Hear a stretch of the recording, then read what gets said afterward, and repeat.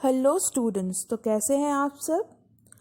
आज हम लोग मुद्रा और साख यानी कि मनी एंड क्रेडिट का 4 पार्ट, मतलब ये मेरा वीडियो चौथा पार्ट का वीडियो है।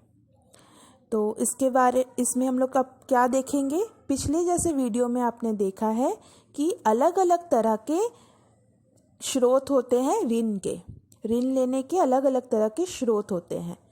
तो जिसमें आपने 3 केस पढ़ा, तो तीनों केसों में क्या क्या था, अलग अलग कौन कौन थे, श्यामल, अरुण, रमा, इन लोग थे। तो इन लोगों का केस आप लोगों ने देखा कि इन लोगों का हालत क्या है और उन लोग कौन कौन से स्रोतों से ऋण ले रहे हैं।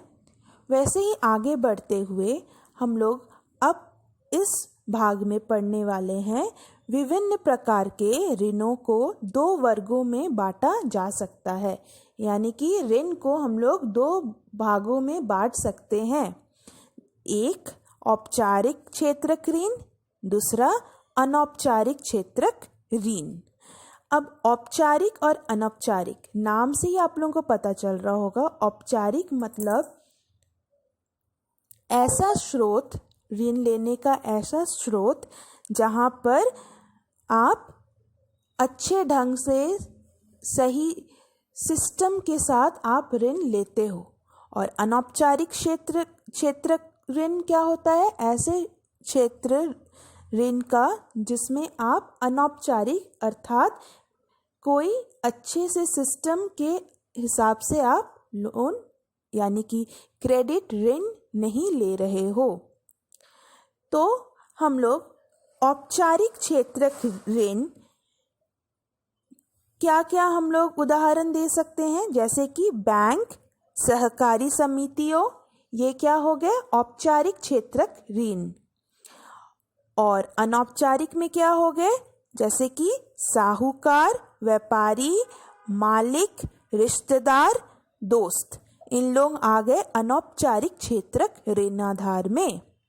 तो आप देख सकते हैं 2 प्रकार के हम लोग वर्ग बांट सकते हैं ऋण के। अब हम लोग जानेंगे कि ये जो ऋण है गांव में, ठीक है, जो हम लोग आलेख 1 यानी कि आलेख 1 में हम लोग देख रहे हैं कि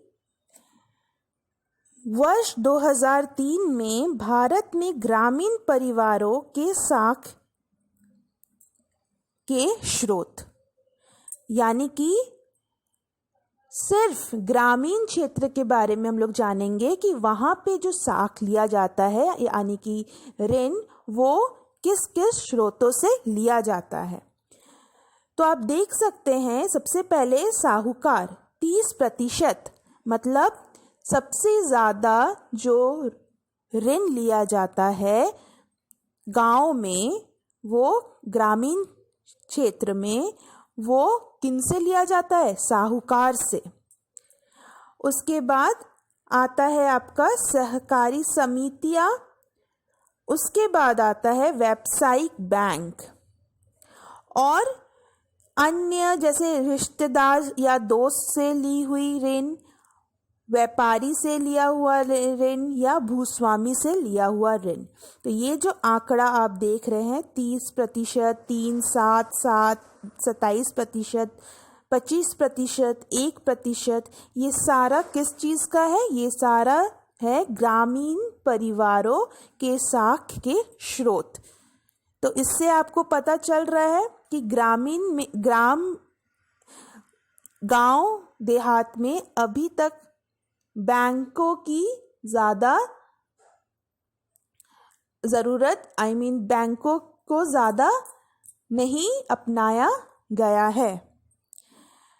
अब इसके बाद हम लोग पढ़ेंगे भारतीय रिजर्व बैंक के कुछ नियम।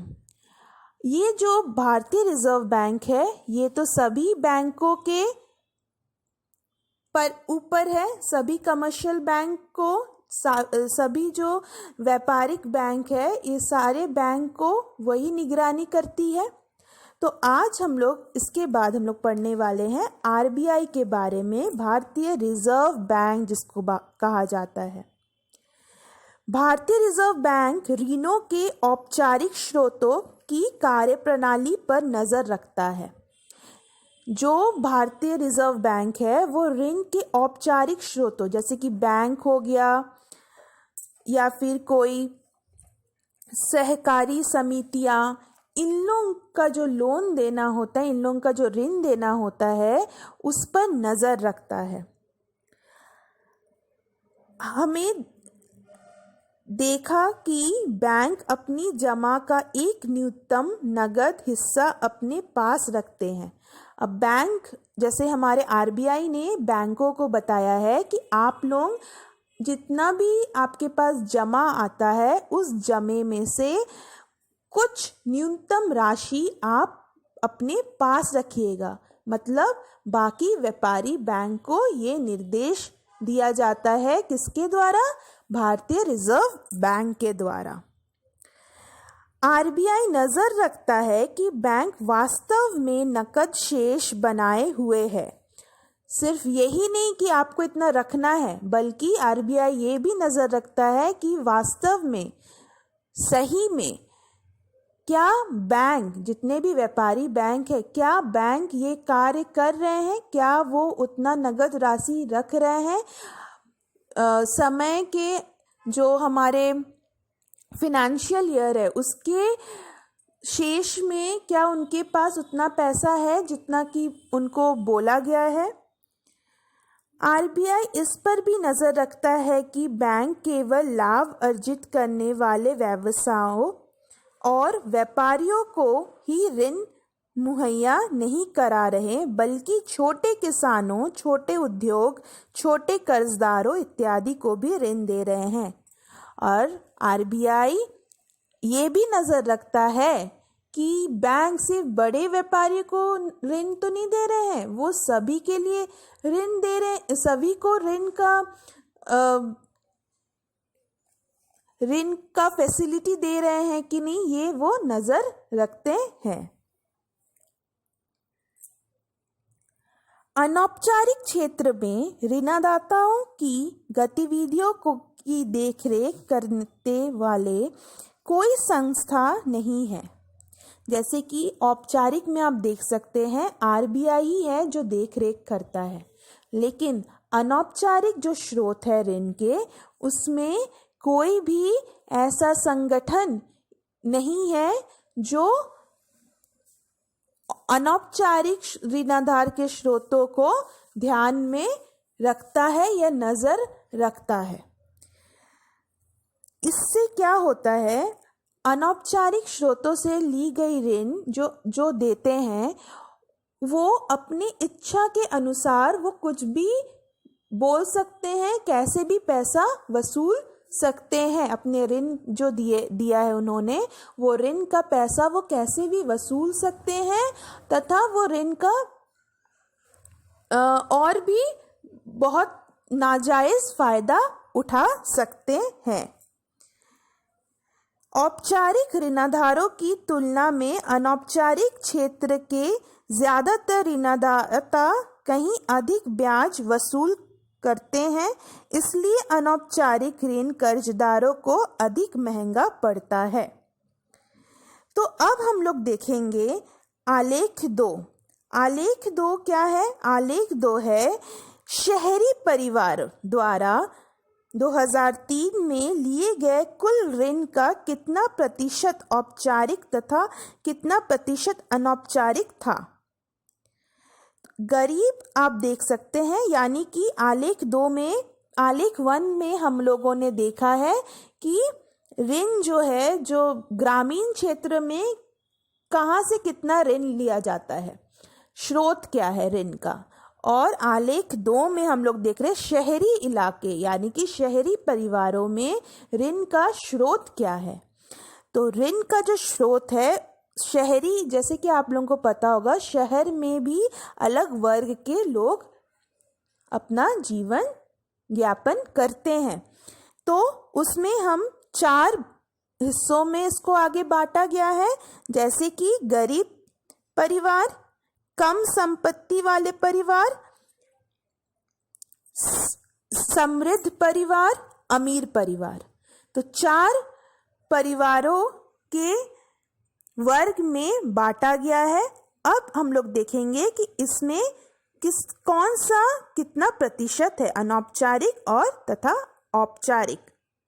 आप देख सकते हैं यहाँ पे पहला है गरीब परिवार। गरीब परिवार जो है वो 15% और 85% का आंकड़ा दिया हुआ है, जिसमें कि आप देख सकते हैं 15% जो ऋण है वो लेते हैं वो औपचारिक से और 85% जो है वो अनौपचारिक। अगला हम लोग चल जाते हैं कम संपत्ति वाले परिवार में।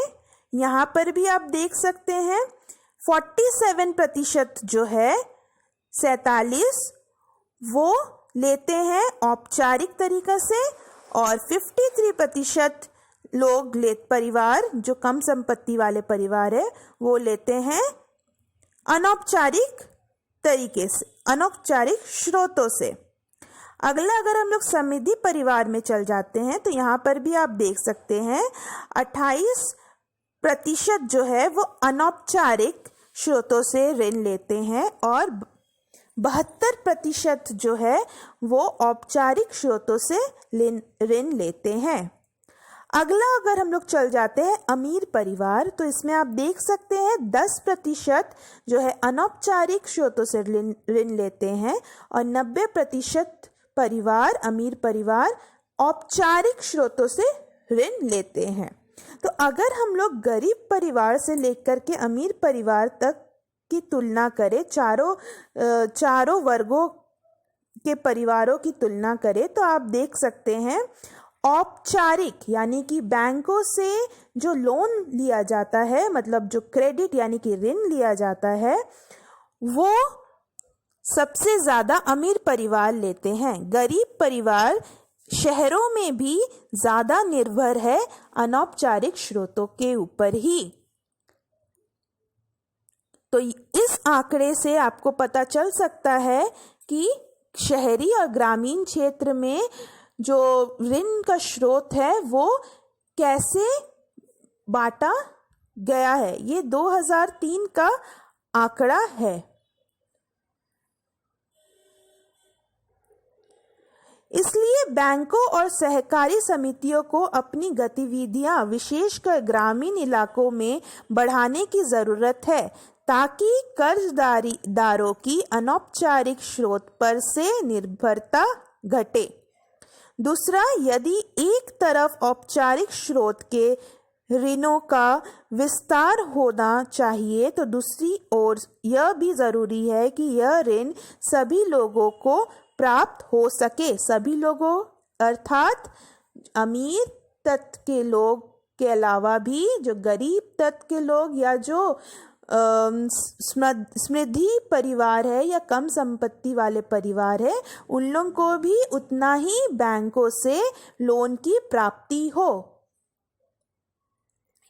यह जरूरी है कि औपचारिक ऋण का अधिक समान वितरण हो ताकि गरीब परिवार भी सस्ते ऋण का फायदा उठा सके। तो स्टूडेंट्स, आज हम लोगों ने 2 वर्गों में बटा हुआ इस ऋण का स्रोत जो कि औपचारिक और अनौपचारिक है वो हम लोगों ने पढ़ा। अब हम लोग आगे बढ़ते हुए अगले वीडियो में हम लोग दूसरा यानी कि मुद्रा और साख का 5वां भाग पढ़ेंगे। धन्यवाद।